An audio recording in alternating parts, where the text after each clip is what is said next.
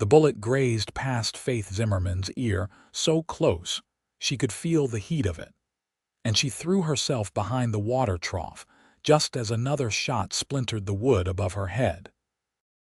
She had tracked Marcus "Snake Eyes" Sullivan for 3 weeks across half of Nevada territory, and she would be damned if she let him slip away now, when she was this close to collecting the $200 bounty that would keep the bank from seizing her family's ranch.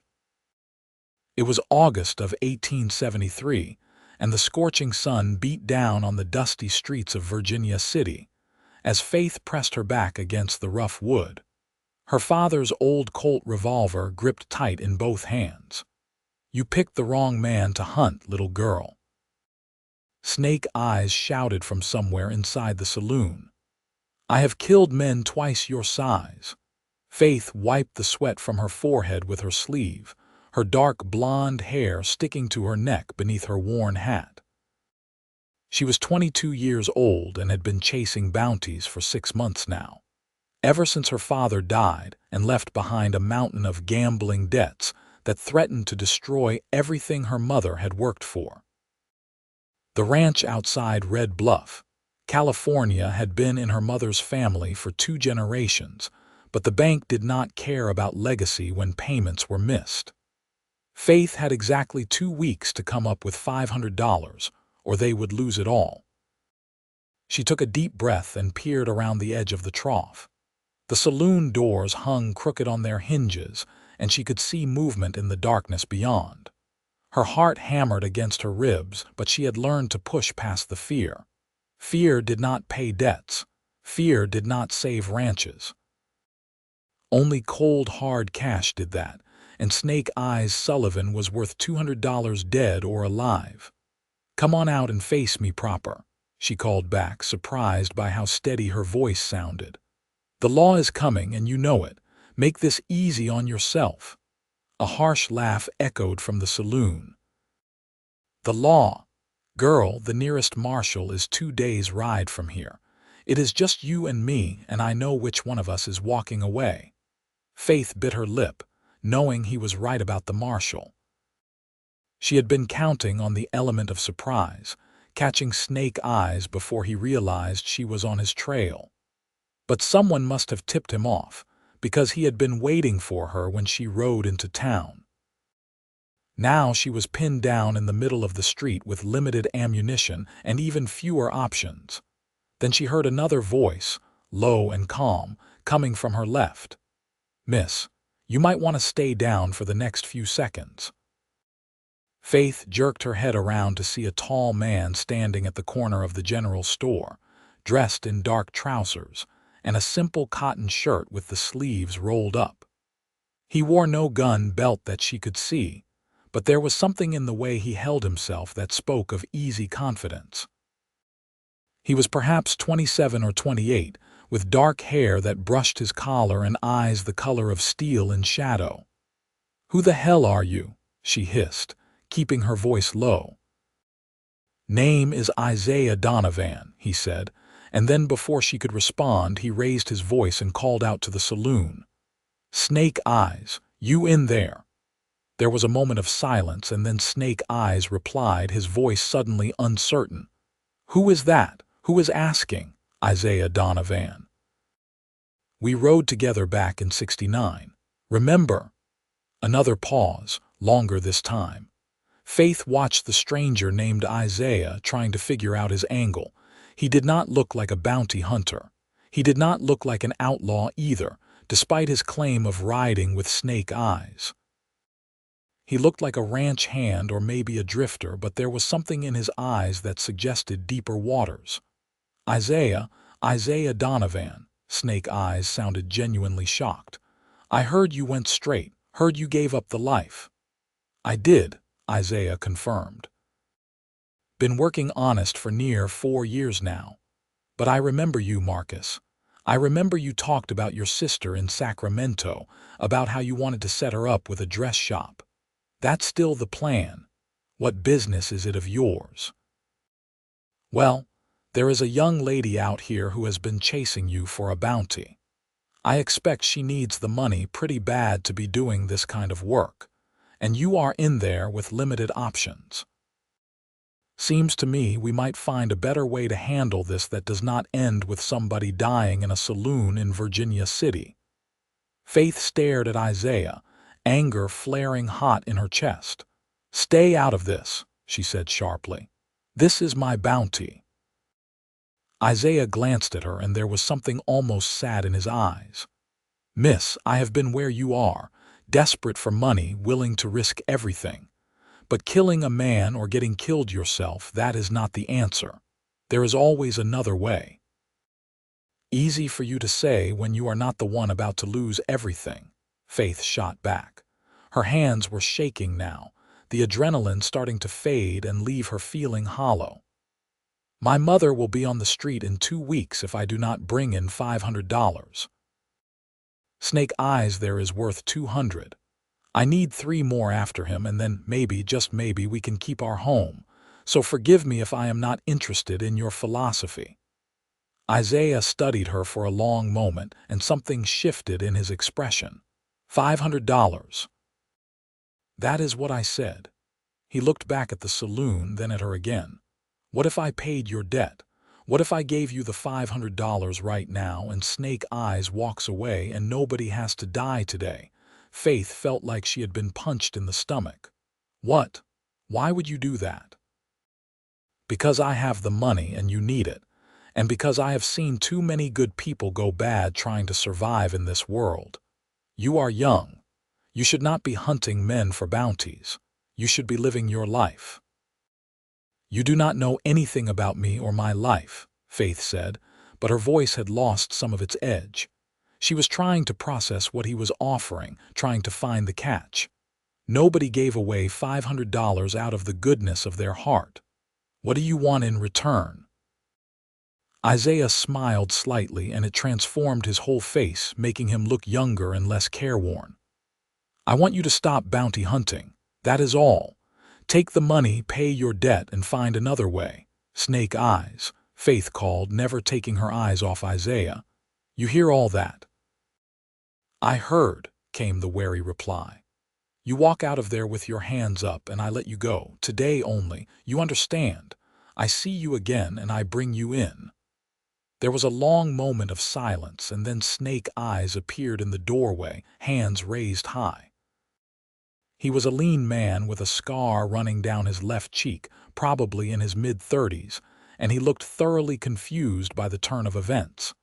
"This is some kind of trick." "No trick," Isaiah said. "Go on now, Marcus. Go see your sister. Get out of this life while you still can."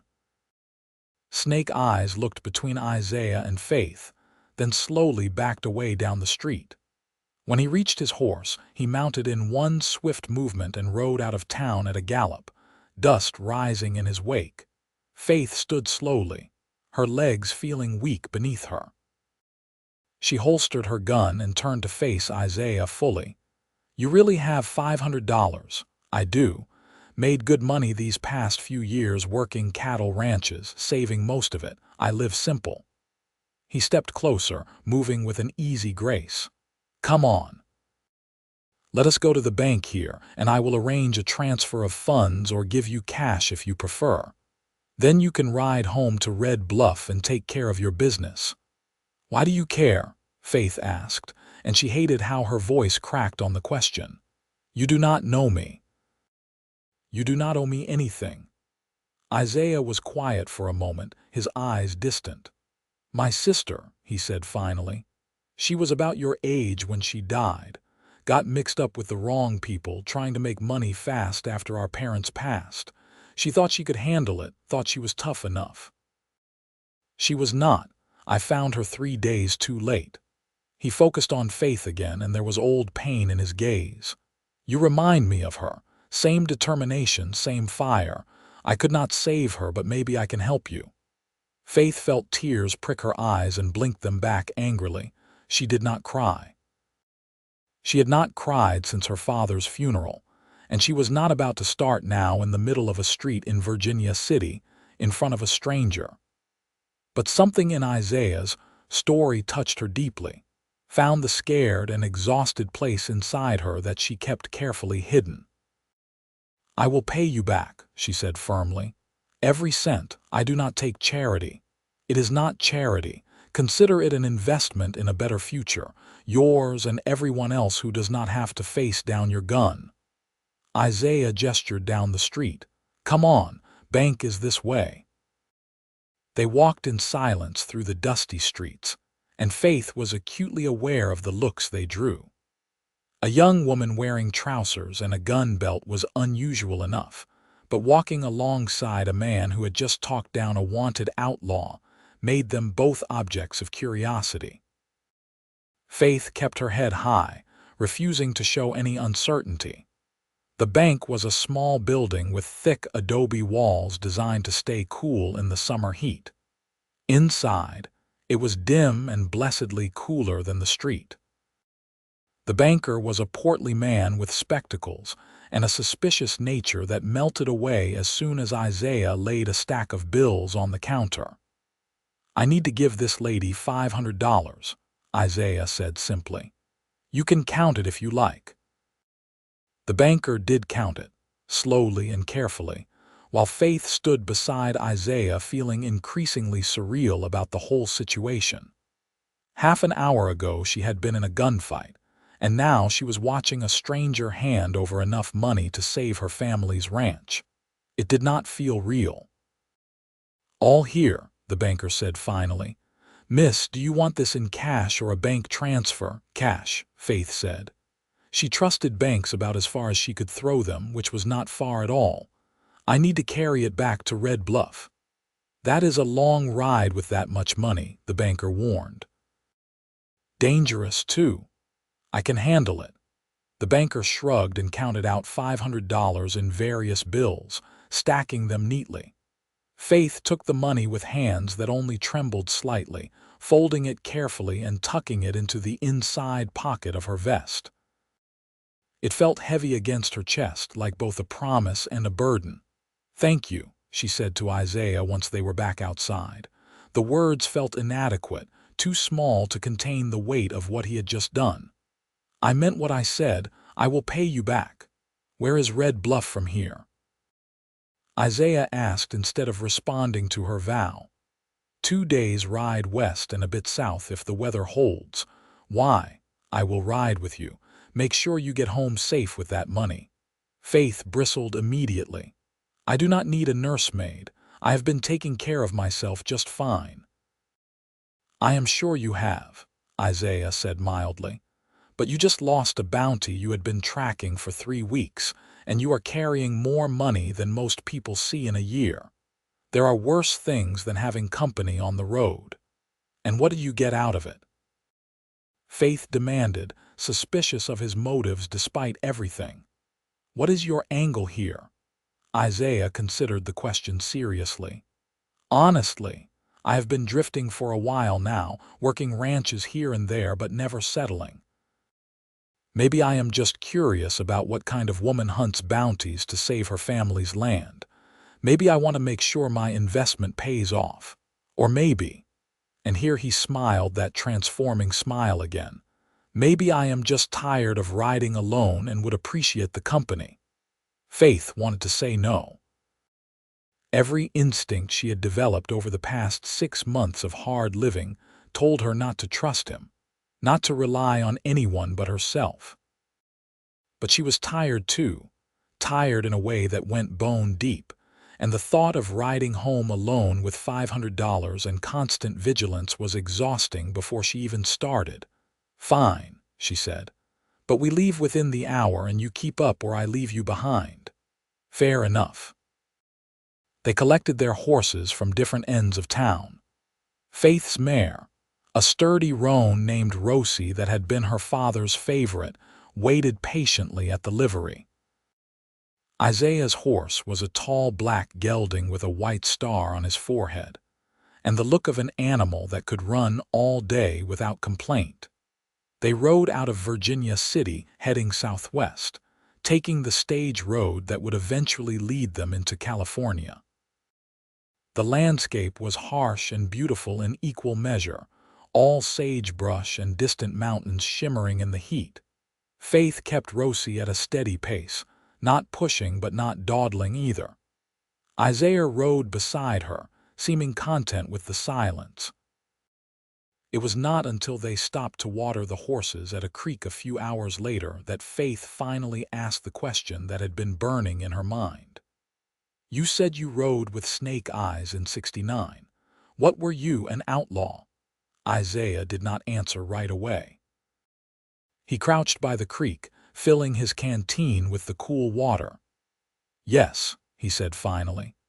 "I was part of a gang that ran through Nevada and California for about 3 years. We robbed stages, banks, trains. I told myself we only took from people who could afford it, but that was a lie. We took from whoever had money and people got hurt. Some died." "What made you stop?" Faith asked, genuinely curious despite herself. "My sister, partly. When she died, it made me look at the kind of life I was living and where it was headed. But mostly it was a woman named Sarah who ran a boarding house in Sacramento. After a job went bad and I got shot, the gang left me behind. Sarah found me bleeding in an alley, and instead of turning me in for the reward, she patched me up, took care of me for 3 weeks while I recovered." Isaiah stood, his eyes distant with memory. "She never preached at me, never told me I was going to hell or that I was a bad person. She just showed me kindness I did not deserve, and it changed something in me. When I was well enough to leave, I turned myself in, served 2 years in prison, and came out determined to live different." Faith absorbed this, trying to reconcile the image of the outlaw with the man who had just given her $500 to avoid violence. "Do you regret it?" "The outlaw life, I mean." "Every day," Isaiah said quietly. "I cannot undo what I did. I cannot bring back the people who died or return what was stolen. All I can do is try to live better now and help where I can. It is not much, but it is all I have." They rode on through the afternoon, the sun beating down relentlessly. Faith found herself stealing glances at Isaiah when she thought he was not looking. He sat his horse well, moving with the animal's rhythm in a way that spoke of years in the saddle. There was something solid about him, something steady that made her feel unexpectedly safe, despite the fact that he was still essentially a stranger. They made camp that evening in a sheltered spot off the road where a stand of cottonwoods provided shade, and the remains of old fire rings suggested others had camped there before. Isaiah proved efficient at making camp, taking care of the horses while Faith gathered firewood. They worked together in companionable silence, falling into an easy rhythm that surprised Faith with its naturalness. Over a simple dinner of beans and hardtack, Isaiah asked about her family. Faith found herself talking more than she had intended, telling him about her mother who had inherited the ranch from her parents, about her father who had been charming and affectionate but weak when it came to cards and whiskey, about the shock of discovering after his death just how deep his debts ran. "My mother does not know how bad it is," Faith admitted, staring into the fire. "She knows we owe money, but she thinks it is manageable. I could not tell her the truth, could not let her know that everything her parents built might be lost because of my father's gambling. So I told her I was going to Sacramento to look for work, and instead I started hunting bounties." "She will need to know eventually," Isaiah said gently. "I know, but now I can tell her it is solved. I can pay the bank, and we can keep the ranch, and she never has to know how close we came to losing it all." Faith pulled her knees up to her chest, wrapping her arms around them. "You must think I am foolish, lying to my mother and chasing dangerous men for money. I think you love your mother and your home, and you did what you thought you had to do to protect them. That is not foolish. Maybe not the wisest course, but not foolish." Isaiah added another piece of wood to the fire, sending sparks spiraling up into the darkening sky. "What will you do after?" "After you pay the debt, I mean, go back to ranching," Faith shrugged. "I suppose. It is all I have ever known, really. My mother and I run about 50 head of cattle, some horses. It is not much, but it is honest work and it is ours." She paused, then asked, "What about you? What will you do after you see me safely home?" "I am not sure. Maybe look for work in the area if there are ranches hiring. Maybe move on. I have not decided yet." They fell silent after that, both lost in their own thoughts. Faith spread her bedroll on one side of the fire, and Isaiah took the other. She lay awake for a long time, watching the stars wheel slowly overhead and listening to the sounds of the night. She could hear Isaiah's breathing, steady and even, and found it oddly comforting. For the first time in 6 months, she felt like she could actually rest, like she did not have to keep one eye open all night watching for danger. The next day dawned clear and hot. They were back in the saddle before the sun was fully up, trying to cover as much distance as possible before the worst of the heat set in. The landscape gradually changed as they crossed from Nevada territory into California, becoming slightly greener as they moved closer to the Sierra Nevada foothills. They talked more as they rode, sharing stories of their lives. Isaiah told her about the ranches he had worked, about learning to break horses and mend fences, and all the 1,000 small tasks that went into keeping a spread running. Faith told him about growing up on the ranch, about learning to ride almost before she could walk, about the land that she loved with a fierce devotion that surprised her when she put it into words. "You make it sound beautiful," Isaiah said at one point. "It is," Faith replied simply. "At least to me. Some people think it is just dust and sage and hard work, but there is more to it than that. There is the way the mountains look at sunset, all purple and gold. The sound of the creek that runs through the north pasture. The smell of the land after rain, which does not come often, but when it does, it is like the whole world is being born again fresh."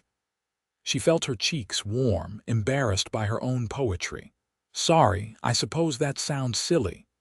"No," Isaiah said firmly. "It sounds like love. Like the kind of deep love for a place that makes it worth fighting for." They reached Red Bluff late in the afternoon of the second day, both tired and dusty from the road. The town was small but bustling, situated on the west bank of the Sacramento River with the Cascade Mountains visible in the distance. Faith felt something in her chest ease as they rode down the main street, the familiar buildings and faces welcoming her home. The bank was her first stop.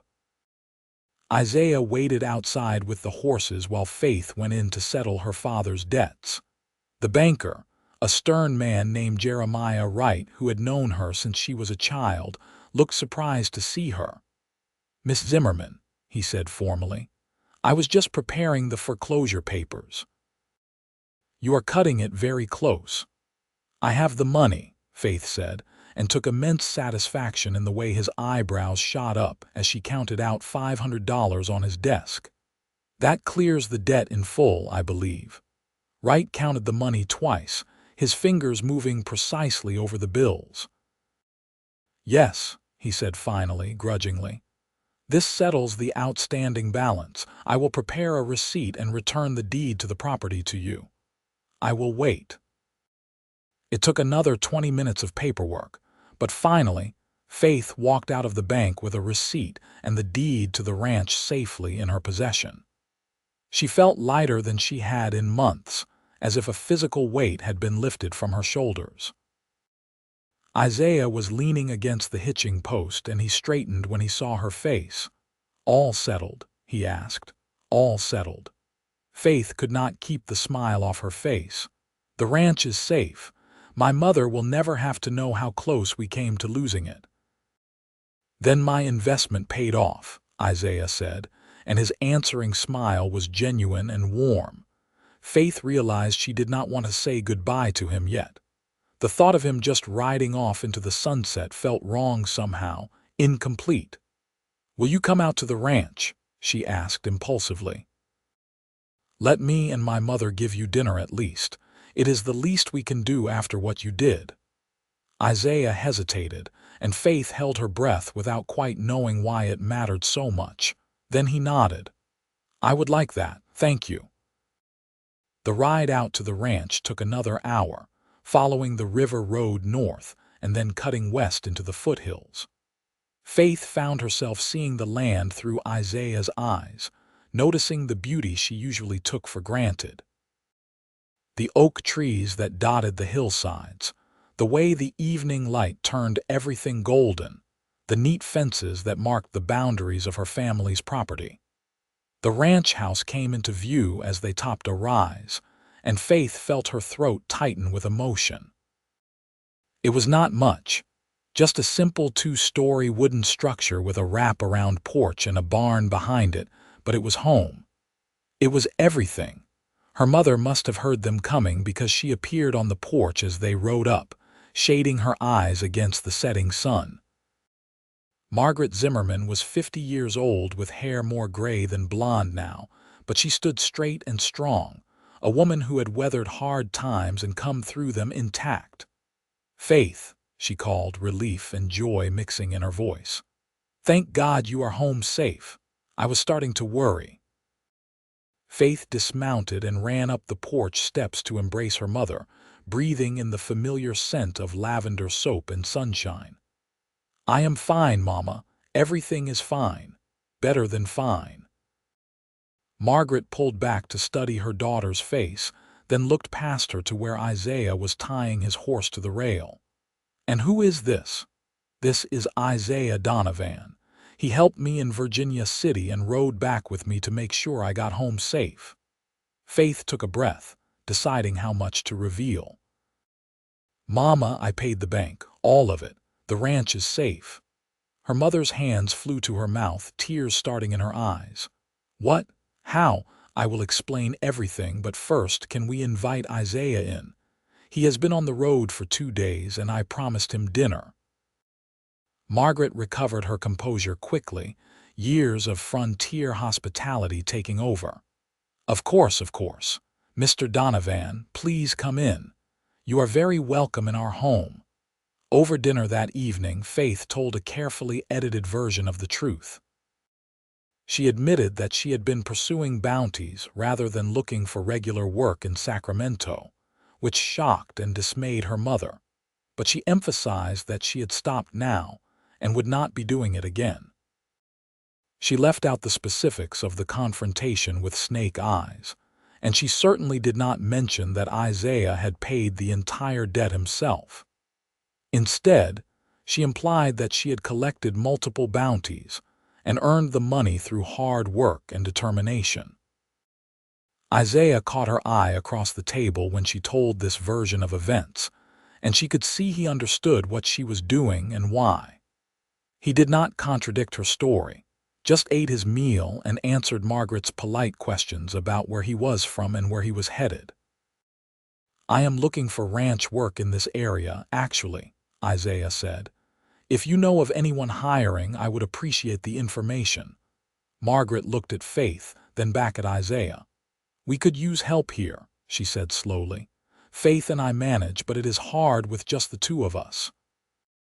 We cannot pay much, but we can offer room and board and a small wage, if you are interested."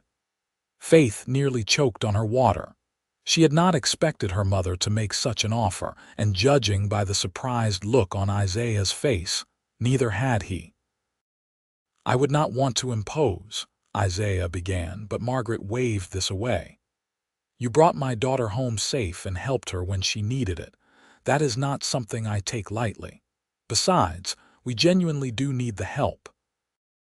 The north fence line needs mending, the barn roof needs patching before winter, and I am not as young as I used to be." She smiled, and it was warm and genuine. "Think about it at least. You can stay in the bunkhouse tonight, and tomorrow you can decide." Isaiah looked at Faith, a question in his eyes. She found herself nodding slightly, surprising herself with how much she wanted him to stay. He had become familiar somehow in just 2 days, a steady presence that she was not ready to relinquish. "Thank you," Isaiah said to Margaret. "I will gladly accept your hospitality for tonight, and I will think seriously about your offer." That night, after Isaiah had been settled in the small bunkhouse behind the barn and Margaret had gone to bed, Faith sat on the porch steps and looked up at the stars. She heard footsteps and turned to see Isaiah approaching from the bunkhouse. "Could not sleep?" she asked. "Too many thoughts," he admitted, sitting down beside her on the steps, not touching but close enough that she was aware of his warmth in the cool night air. "Your mother does not know I paid the debt, does she?" "No, and I would appreciate it if you did not tell her." Faith picked at a splinter on the wooden step. "She is proud. Accepting help from a stranger would shame her, make her feel like she failed to provide for her family. This way she thinks I earned it myself and her pride stays intact." "I understand," Isaiah said. "But Faith, you did earn it in a way. You were willing to risk your life for your family. That took courage and determination.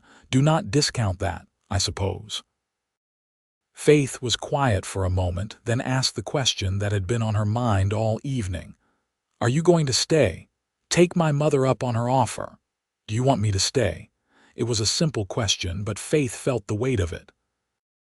She thought about saying she did not care either way, that it was up to him and her opinion did not matter, but she was tired of lying, even polite lies. "Yes," she said simply. "I want you to stay." Isaiah smiled, and even in the starlight she could see the warmth in his eyes. "Then I will stay." The days that followed fell into a rhythm that felt both new and oddly timeless. Isaiah proved himself a hard worker, tackling the endless list of repairs and maintenance that the ranch required. He worked from dawn until dusk, mending fences and patching the barn roof and helping Faith and Margaret with the cattle. He was good with the animals, patient and firm in equal measure, and he had a knack for fixing things that had been broken for so long Faith had stopped seeing them. But more than his work, it was his presence that changed things. He brought laughter back to the ranch, teasing Faith gently when she got too serious and charming Margaret with stories of his travels. He was respectful always, never overstepping or presuming on their hospitality, but he fit into their lives with an ease that surprised everyone. Faith found herself watching him when she thought he was not looking. The way his shoulders moved when he swung a hammer. The way he pushed his hair back from his forehead when it was hot. The way his eyes crinkled at the corners when he smiled. She had never paid much attention to men before, too busy with the work of survival, but Isaiah made her notice things, made her feel things she was not quite ready to name. One afternoon, about 2 weeks after he had arrived, Faith was working on breaking a young colt in the round pen when Isaiah leaned against the fence to watch. The colt was skittish and difficult, fighting the lead rope at every opportunity. "He is testing you," Isaiah called. "Seeing if you will give up." "I do not give up," Faith said through gritted teeth as the colt tried to rear.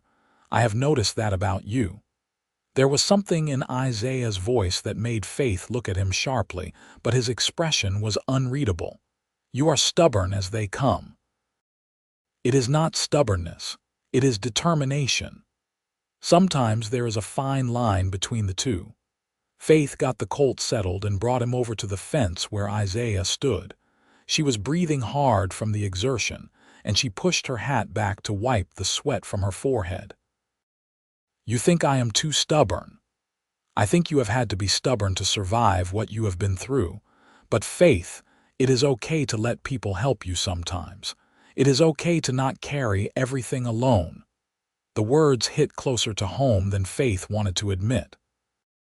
She had spent so long being strong, being the one who held everything together after her father died, that she had forgotten what it felt like to share the burden. "I am not very good at that," she admitted quietly.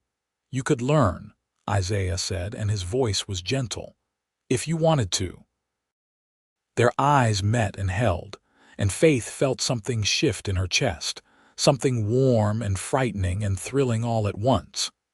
She wanted to say something, wanted to acknowledge what was growing between them, but the words would not come.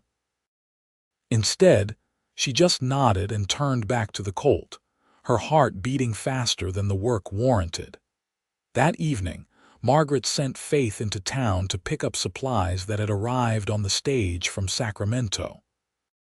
Faith went reluctantly, preferring the work of the ranch to the social obligations of town, but her mother insisted. "You have been hiding out here for too long," Margaret said firmly. "People are starting to wonder if you are all right. Go into town, pick up the supplies, show your face. It will do you good." So Faith saddled Rosie and rode into Red Bluff as the sun was setting, painting the sky in shades of orange and pink. The general store was just closing when she arrived, but the proprietor, a kindly older woman named Ruth Morrison, let her in anyway. "Faith Zimmerman," Ruth said warmly. "I was hoping you would come by soon. Your mother's order arrived yesterday." She bustled behind the counter, pulling out a box filled with various supplies. "She also asked me to include some fabric, said something about making new curtains. And I threw in some extra flour. We have a surplus, and I know your mother always makes those wonderful biscuits." "Thank you, Ruth." Faith examined the items, mentally calculating the cost. "How much do I owe you? Your mother already settled the account when she placed the order." "You are all paid up." Ruth paused, her expression becoming more serious. "Faith, dear, I am glad you are doing better. We were all worried about you after your father passed. He was a good man in many ways, but his gambling caused a lot of pain. It is good to see you and your mother managing." Faith felt the familiar twist of shame and anger that always came when people mentioned her father's gambling. "We are doing fine," she said shortly. "Better than fine, actually. I heard you have a new hand working the ranch. Isaiah Donovan, I believe his name is." Of course the town knew about Isaiah. Nothing stayed secret in a place this small. "Yes, he is helping us out. He seems like a good man," Ruth said carefully, "though I have heard some talk that he used to run with a rough crowd. Do you know much about his past?" Faith felt instantly defensive on Isaiah's behalf. "He made mistakes when he was younger. He paid his debt to society and he is trying to live better now. That is all anyone can ask." Ruth held up her hands in a placating gesture. "I meant no offense, dear. I just worry about you and your mother out there alone. But if you trust him, that is good enough for me." Faith left the store with the supplies, Ruth's words churning in her mind. She knew Isaiah's past. He had been honest with her about his time as an outlaw, about the things he had done. But he had also paid for those crimes and worked hard to make amends. Did people not deserve a second chance? Did they not deserve the opportunity to be better than their worst mistakes? When she returned to the ranch, the house was dark except for a light in the kitchen. Faith carried the supplies inside and found her mother sitting at the table with a cup of tea, looking thoughtful. "Did you get everything?" Margaret asked. "Yes, it is all here. Ruth said you already paid for it." Faith set the box on the table and sat down across from her mother. "Mama, what do you think of Isaiah?" Margaret raised her eyebrows at the question. "I think he is a hard worker and a good man. Why do you ask?" Ruth said there is talk in town about his past, about him being an outlaw. "Oh, I know about that," Margaret said calmly, taking a sip of her tea. "Isaiah told me himself a few days after he arrived. He said he did not want us to hear it from someone else and feel like he had deceived us." Faith was surprised. "He told you? What did you say?" "I thanked him for his honesty, and I told him that everyone deserves a chance to start fresh. Your father made many mistakes, Faith. Some very serious ones that hurt us badly, but I loved him anyway, and I tried to see the good in him even when it was hard. Isaiah has made mistakes too, but he has owned up to them and he is trying to do better. That means something to me." Faith absorbed this, feeling a rush of affection for her practical, kind-hearted mother. Ruth seemed to think we should be careful, that maybe we should not trust him. Ruth is a dear woman, but she sees danger everywhere, Margaret said with a slight smile. I prefer to judge people by their actions, not their past, and Isaiah's actions since he has been here have been nothing but honorable. She paused, studying her daughter with knowing eyes. You care about him, do not you? Faith felt heat rise in her cheeks. I barely know him. That was not what I asked. I do not know what I feel, Faith admitted. It is all very confusing, but yes, I suppose I care about him. He saved me from making terrible mistakes, and he has been good to us. How could I not care? Margaret reached across the table to take Faith's hand. Your father was the only man I ever loved. We married young, maybe too young, and we had our share of troubles, but I never regretted choosing him, even knowing how things would turn out. Love is always a risk, Faith. The question is whether you think it is a risk worth taking. I am not sure I am talking about love, Faith protested, but even as she said it, she knew she was lying. Her mother just smiled. Well, when you figure it out, I am here if you want to talk. Faith went to bed that night with her head full of thoughts she could not quite organize. She lay awake for a long time, listening to the familiar sounds of the ranch at night. Somewhere out there, Isaiah was sleeping in the bunkhouse, and she wondered if he was awake too, wondering the same things she was. The next day was Sunday, which meant a day of lighter work and a trip into town for church services.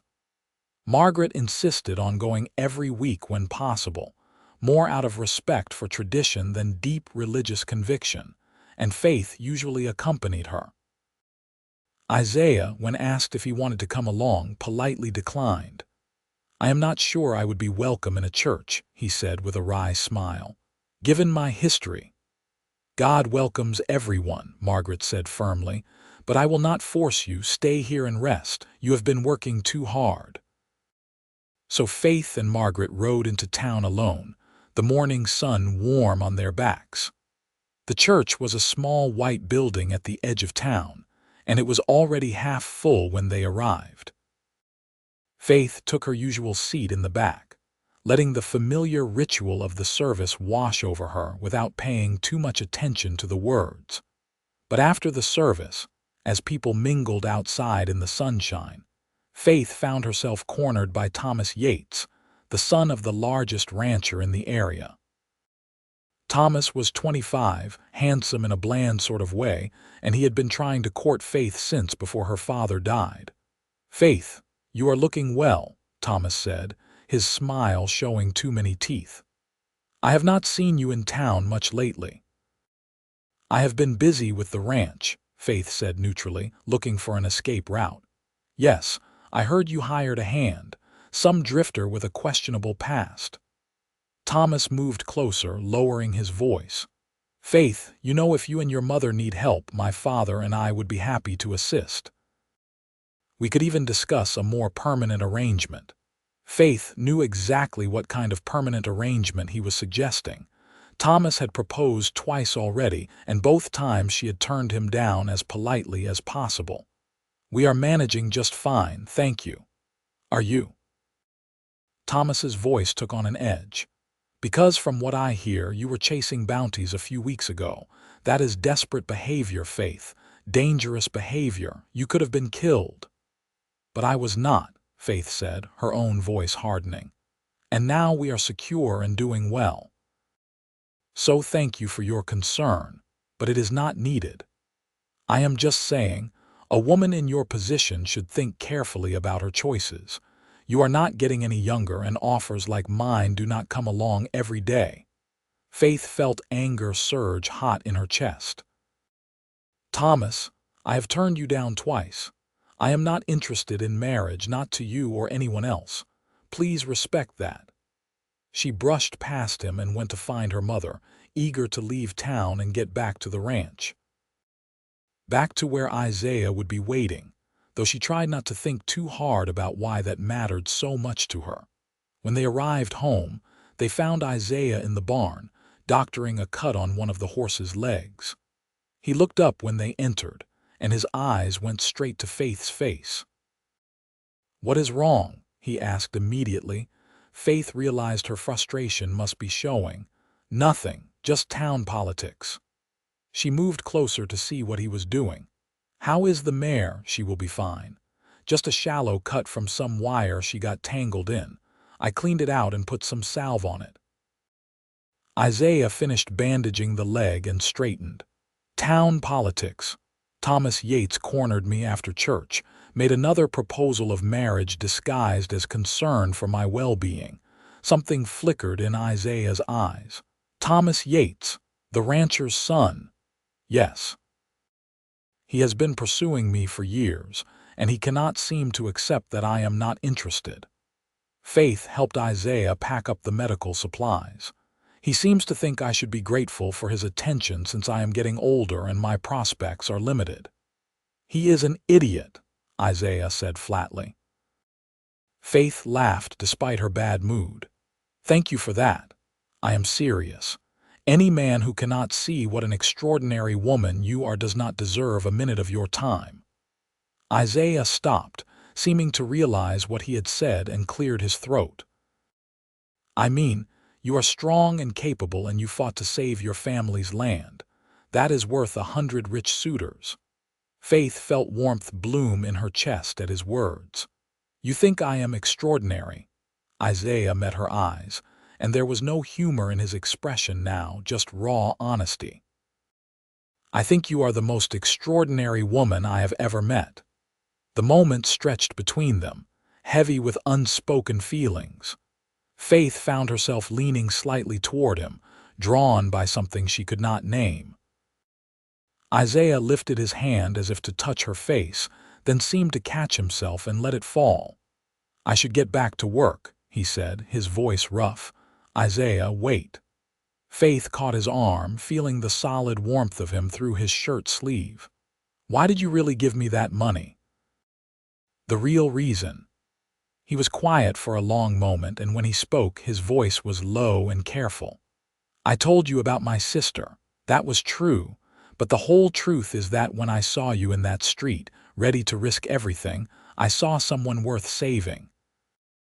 Not because you needed saving, but because I wanted to see what you would become if you did not have to fight so hard just to survive.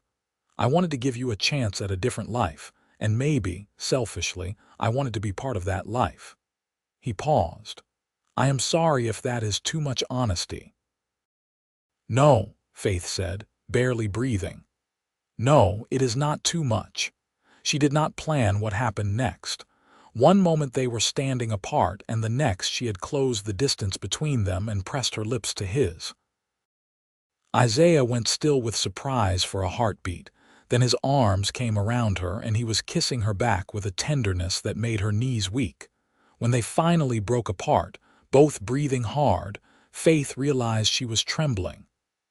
"I have never done that before," she admitted. "Kiss someone, I mean." Isaiah's hand came up to cup her cheek, his thumb brushing gently across her skin.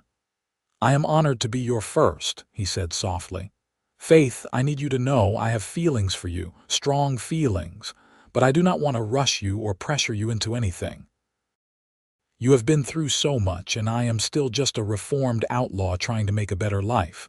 I do not have much to offer you." "You have yourself," Faith said. "That is enough. That is more than enough." They kissed again, and this time it was slower, deeper, full of promise.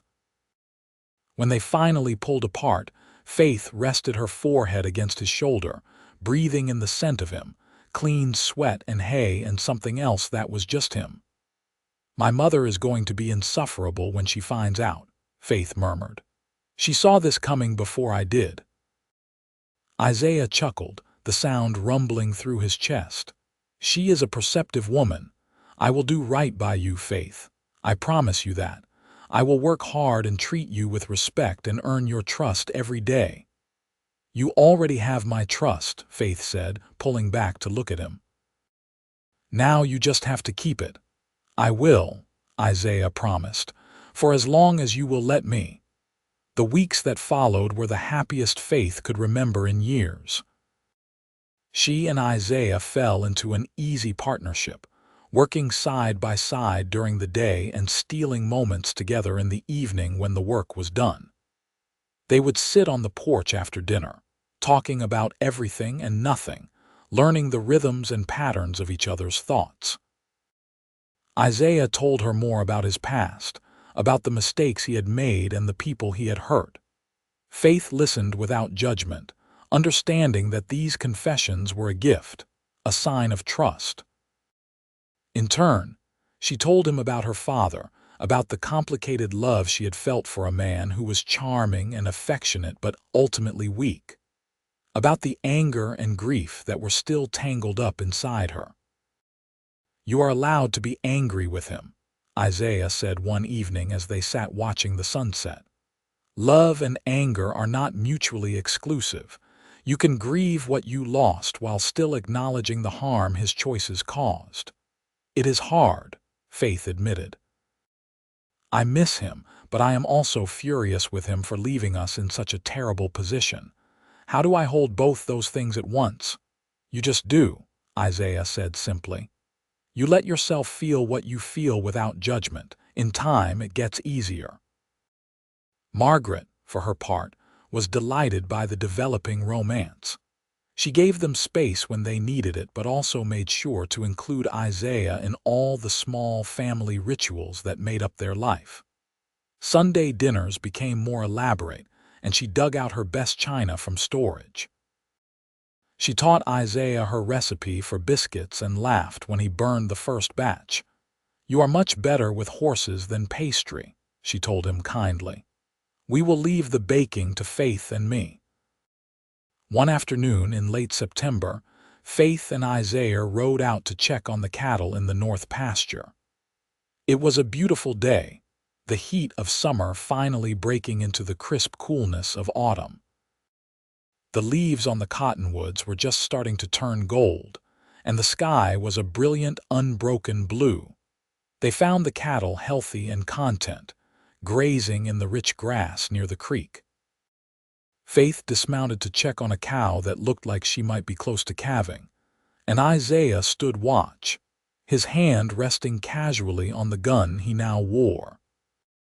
He had started carrying it again after they found evidence of strangers cutting through their land, and though Faith did not like the reminder of danger, she understood the necessity. "How is she?" Isaiah asked as Faith straightened from examining the cow. "She will drop the calf within a day or two. We should move her closer to the barn so we can keep an eye on her." Faith stretched, working out the kinks in her back. "This has been a good year, despite everything. The herd is healthy, the land is producing well. We might actually turn a profit." "Your hard work paying off," Isaiah said, moving to stand beside her. "You should be proud." "Our hard work," Faith corrected. "I could not have done this without you." Isaiah was quiet for a moment, his eyes on the distant mountains. "Faith, I have been thinking about the future. About what I want my life to look like." Something in his tone made Faith's heart start to beat faster. "And what do you want?" He turned to face her fully, taking her hands in his. "I want to stay here on this ranch working this land. I want to build a life with you if you will have me. I know I am not much of a catch. I have a past that will always follow me, and I do not have money or property to my name. But I love you, Faith Zimmerman. I love your strength and your stubbornness and your fierce devotion to the people and things you care about. I love the way you laugh and the way you look at the land like it is something sacred. I want to spend the rest of my life earning the right to stand beside you." Faith felt tears prick her eyes, but they were happy tears this time. "Isaiah, you already have that right. You have had it since the day you chose to help me instead of looking the other way. And yes, I will have you. I love you too." Isaiah pulled her close and kissed her deeply, and Faith melted into him, feeling like she had finally come home. When they broke apart, both grinning like fools, Isaiah said, "I do not have a ring. I should have a ring." "I do not need a ring," Faith said. I just need you. You will have a ring, Isaiah said firmly. I have been saving my wages. It is not much, but it is enough for a simple band. Will you wait a few days while I go into town to get one? I will wait forever if I have to, Faith said, and meant it with all her heart. They rode back to the ranch in the golden afternoon light, hands occasionally reaching to touch, as if they both needed the physical confirmation that this was real, that they had truly found each other. When they arrived, Margaret took one look at their faces and burst out laughing. Finally, she said, I was beginning to think you two would never figure it out. Isaiah formally asked Margaret for permission to marry her daughter over dinner that evening. Margaret pretended to consider it seriously before giving her enthusiastic blessing. You have been part of this family for months now, Isaiah, she said warmly. I am delighted to make it official. Faith could not have chosen a better man. The next day, Isaiah rode into Red Bluff to purchase a ring. Faith spent the day in a happy daze, unable to focus on work, much to her mother's amusement. She kept thinking about the future, about what their life together would look like. Children, she thought. She wanted children with Isaiah. A house full of love and laughter, so different from the quiet sadness that had filled these rooms after her father died. Isaiah returned in the afternoon with a simple gold band that fit Faith's finger perfectly. He slipped it on her hand in the parlor, with Margaret beaming at them both. There, he said softly. Now it is official. They were married 3 weeks later in the small church in Red Bluff, with half the town in attendance. Faith wore her mother's wedding dress, carefully altered to fit, and carried a bouquet of late-blooming wildflowers. Isaiah wore a new suit purchased specially for the occasion, and he looked so handsome that Faith felt her breath catch when she saw him waiting at the altar. The ceremony was simple, but heartfelt. When the preacher pronounced them husband and wife, Isaiah kissed her with such tenderness that Faith heard several women in the congregation sigh. They walked back down the aisle hand in hand, ready to begin their new life together. The reception was held at the ranch, with neighbors bringing food and drink and good wishes. Even Thomas Yates showed up, though he left early after offering stiff congratulations. Ruth Morrison gave them a beautiful quilt she had made herself, and the banker Jeremiah Wright surprised everyone by donating a monetary gift to help the newlyweds start their life together. As the sun set and the party wound down, Faith found herself standing on the porch with Isaiah, watching their guests depart. His arm was around her waist, and she leaned into his solid warmth. "Happy?" he asked softly. "Happier than I have ever been," Faith said honestly. "Who would have thought 6 months ago that I would be here? Married to a good man, the ranch saved, a future to look forward to. It seems impossible." "Nothing is impossible," Isaiah said. "We just have to be willing to fight for what we want and accept help when it is offered." They spent their wedding night in the ranch house, in Faith's childhood bedroom that was now theirs. Isaiah was gentle and patient, and Faith fell asleep in his arms feeling safe and cherished in a way she had never experienced before. The years that followed were good ones. The ranch prospered under their combined efforts, growing from 50 head of cattle to nearly 200. They built a new barn and expanded the house, adding rooms for the family they both wanted. Their first child, a son they named James, was born 2 years after their wedding. Faith had been terrified during the pregnancy and delivery, but Isaiah stayed by her side through all of it, holding her hand and murmuring encouragement. When James was placed in her arms, red-faced and squalling, Faith felt a love so fierce it nearly overwhelmed her. "He is perfect," Isaiah said, tears running openly down his face as he touched his son's tiny hand. "You are perfect. Thank you for this gift, Faith." Margaret was a devoted grandmother, doting on James and helping with his care. She told Faith that she had never thought she would see the day when the ranch would be filled with life and laughter again. But now that it was happening, it was everything she had hoped for. 2 years after James came a daughter, Catherine, who had her mother's blonde hair and her father's gray eyes. She was a fierce little thing from the start, demanding attention and refusing to be ignored. Isaiah adored her, often carrying her around the ranch as he worked, pointing out horses and cattle and telling her stories even though she was too young to understand. "She is going to be a handful," Faith said one evening, watching Isaiah try to convince Catherine to go to sleep. "Just like her mother," Isaiah replied with a grin. Life was not always easy. There were droughts that tested their resilience and harsh winters that took a toll on the herd. There were illnesses and injuries and all the thousand small crises that came with ranching and raising children. But through it all, Faith and Isaiah faced everything together, their partnership growing stronger with each passing year.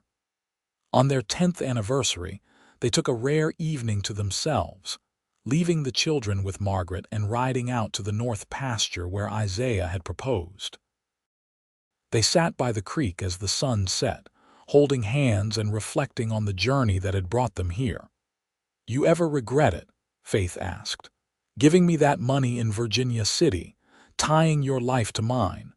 Isaiah looked at her with such love in his eyes that Faith felt her breath catch. "Not for a single moment. You are the best thing that ever happened to me, Faith. You and our children and this life we have built together. I would do it all again in a heartbeat." "I was so lost back then," Faith said softly. "So desperate and frightened, even though I would never have admitted it. You saved me, Isaiah, not just financially, but in every way that matters." "We saved each other," Isaiah corrected gently. "You gave me a reason to believe I could be more than my past. You gave me a home and a family and a purpose. That is a gift I can never repay."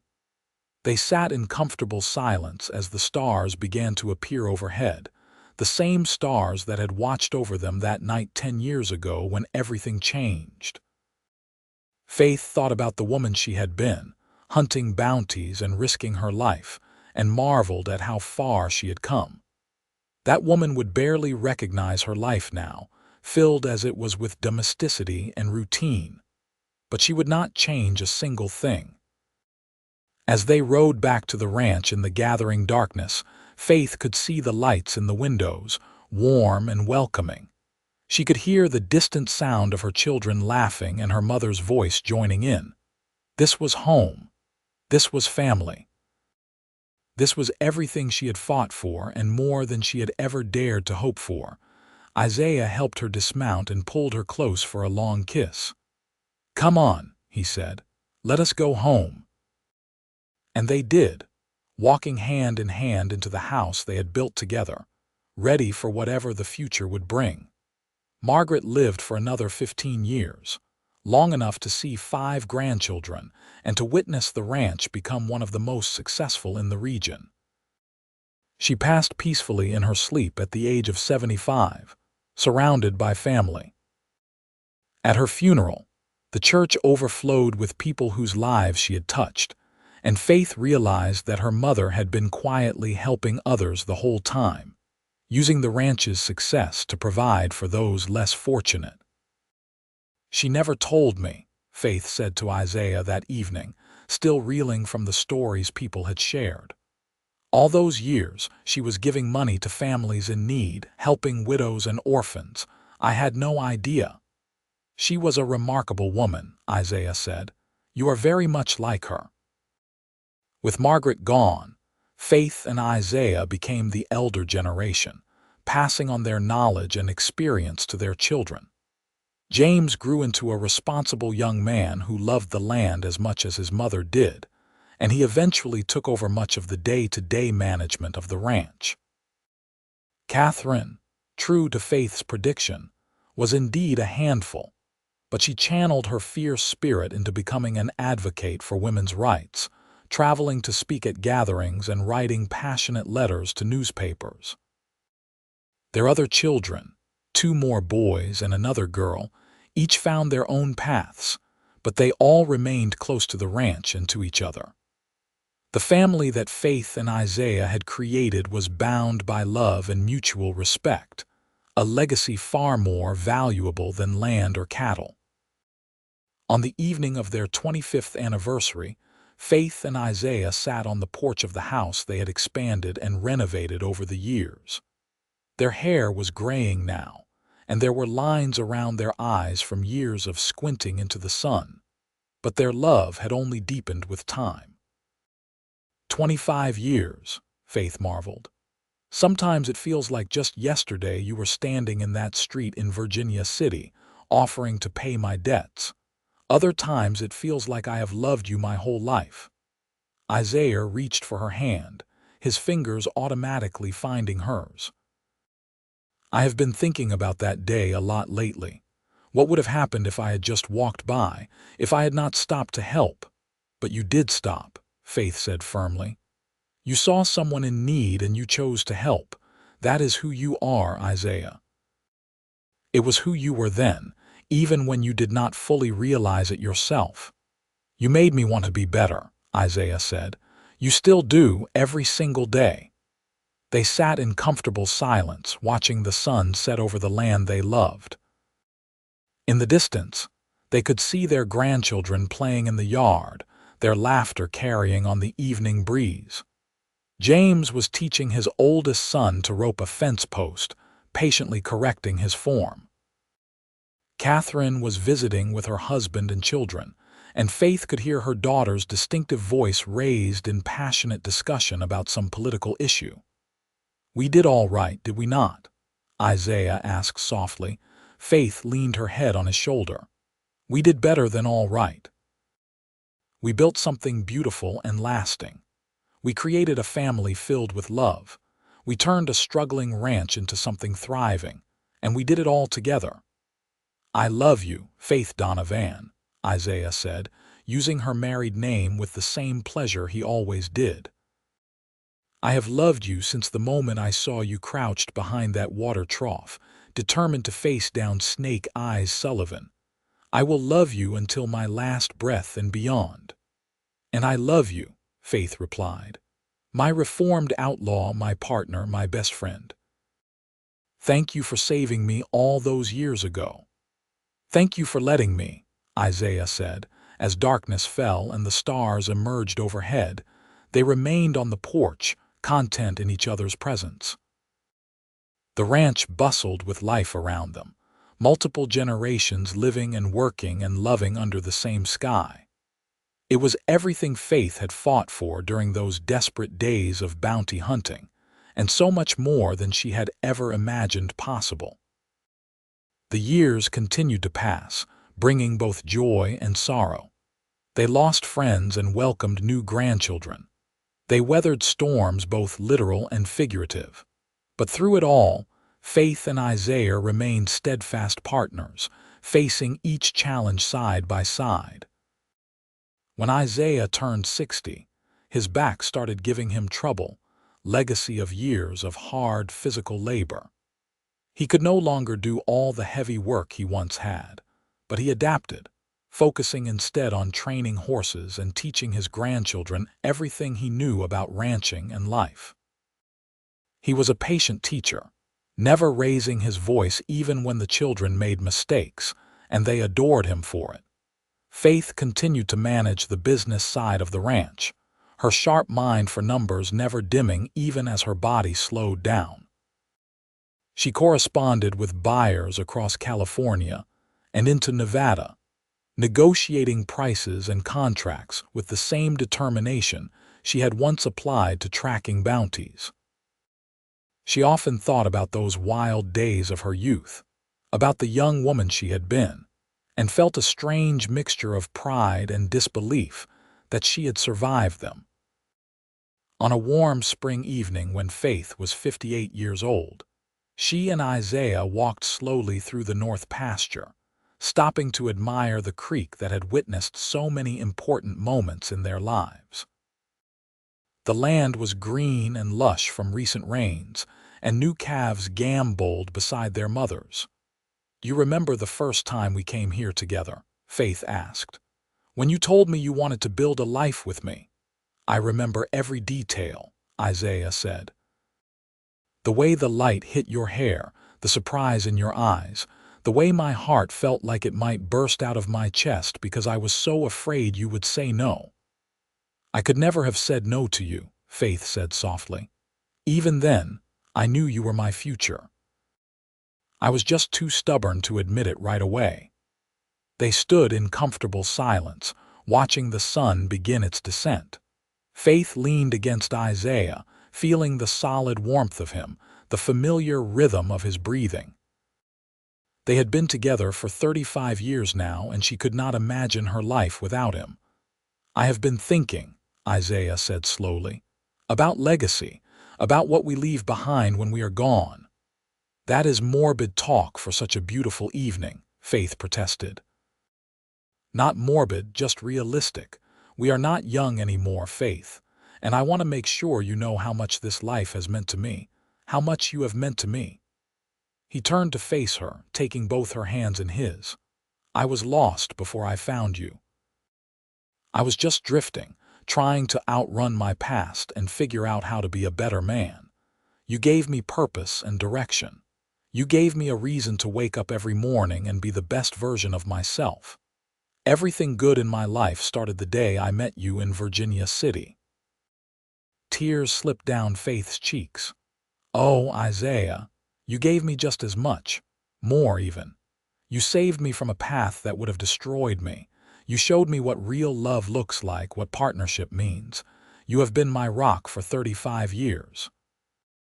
They kissed softly, tenderly in the fading light. When they pulled apart, Isaiah smiled. "Come on, let us go home. I can hear the dinner bell, and you know James gets impatient when we are late." They walked back to the ranch hand in hand, their steps slower than they once were but no less certain. The house blazed with light and life, and Faith could see silhouettes moving behind the windows.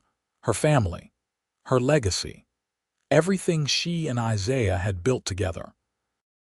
That night, lying in bed with Isaiah's arms around her, Faith reflected on the extraordinary journey her life had taken. From desperate bounty hunter to successful rancher, from solitary fighter to beloved wife and mother. All because one man had seen her struggle and chosen to help, asking nothing in return except that she give up a dangerous path. "Isaiah," she whispered into the darkness. "Yes, love. You think we get more than one life? Do you think we will find each other again somehow after this is done?" Isaiah pulled her closer. "I do not know how it all works, Faith, but I know that what we have is too strong to just end. Whatever comes next, wherever we go, I believe we will be together. We are meant to be." Faith smiled and let herself drift toward sleep, secure in his embrace. "Good," she murmured, "because forever is just barely long enough." The years rolled on, gentle and kind for the most part. Faith and Isaiah celebrated their 40th anniversary surrounded by children, grandchildren, and even a few great-grandchildren. The ranch continued to thrive under James's management, and the family name became synonymous with quality cattle throughout Northern California. When Isaiah was 72, he suffered a fall from a horse and broke his hip. The injury was serious, and though he recovered, he was never quite the same afterward. He walked with a cane and moved more carefully, accepting his limitations with grace. Faith nursed him through his recovery, just as he had supported her through countless challenges over the years. "We are getting old," Isaiah said one evening with a rueful smile. "Speak for yourself," Faith retorted, though she knew he was right. She felt the years in her bones, in the way it took longer to get up in the morning, in how her hands ached when the weather changed. But old age brought its own gifts. There was more time for sitting and talking, for watching the grandchildren play, for reflecting on a life well lived. They told stories of the old days, of the hard times and the good times, making sure the younger generations understood where they came from and what it had taken to build the life they now enjoyed. Faith was 70 years old when she finally told her grandchildren the full truth about how she and Isaiah had met. She had always glossed over the details before, but now, sitting on the porch with Catherine's teenage daughter hanging on her every word, she told the whole story. The bounties, the desperation, the fear, and the extraordinary act of kindness that had changed everything. "Grandfather just gave you $500, her granddaughter asked in amazement. "But he barely knew you. He saw someone who needed help and he helped," Faith said simply. "That is the kind of man your grandfather is. That is the kind of man I hope all my grandchildren will aspire to be like." Isaiah, sitting beside her, squeezed her hand. "Your grandmother is being far too generous." "The truth is, I fell in love with her the moment I saw her, even though I did not realize it at the time. That money was the best investment I ever made." They celebrated their 50th anniversary in the spring of 1923, and the whole town of Red Bluff turned out to honor them. The mayor made a speech about their contributions to the community, and there was a grand party at the ranch with food and music and dancing. Faith, now 72 years old, danced with Isaiah under the stars, moving slowly but steadily to a waltz played by a local band. 50 years, she marveled. Half a century since we stood in that church and promised forever. "Best 50 years of my life," Isaiah said, holding her close. "I would not change a single moment." Faith rested her head on his chest, listening to the steady beat of his heart. "When I was young and chasing bounties, I thought success meant having enough money to pay my debts. I thought security was all that mattered. But you taught me that love matters more. Family matters more. Building something lasting matters more than any amount of money." "We taught each other," Isaiah corrected gently. "You taught me that I could be more than my past, that redemption was possible. You gave me a home when I had been wandering for years. We built this life together, Faith, every bit of it." They stayed on the dance floor long after the younger people had taken over, content to move slowly in each other's arms while the party swirled around them. Their children and grandchildren watched them with smiles, seeing in their enduring love a model for their own relationships.